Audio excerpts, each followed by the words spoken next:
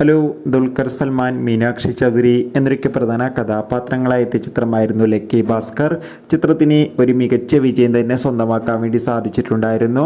അതുകൊണ്ട് തന്നെ എല്ലാ സിനിമാ പ്രേമികളും ഒരേപോലെയായിരുന്നു ലക്കി ഭാസ്കർ എന്ന ചിത്രത്തിൻ്റെ OTT റിലീസിനും ഒപ്പം ചിത്രത്തിൻ്റെ സാറ്റലൈറ്റ് അപ്ഡേഷൻ അറിയാൻ വേണ്ടി കാത്തിരുന്നത്.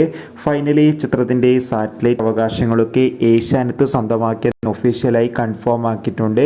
അതോടുകൂടി ചിത്രത്തിൻ്റെ OTT അവകാശങ്ങളൊക്കെ സ്വന്തമാക്കിയിട്ടുള്ളത് നെറ്റ്ഫ്ലിക്സ് എന്ന OTT പ്ലാറ്റ്ഫോമാണ്.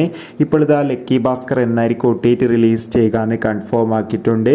ചിത്രം ഈ വരുന്ന നവംബർ 28 തെലുങ്ക്, തമിഴ്, മലയാളം, കന്നഡ, ഹിന്ദി തുടങ്ങിയ ഭാഷയിലായിരിക്കും OTT റിലീസ് ചെയ്യുക.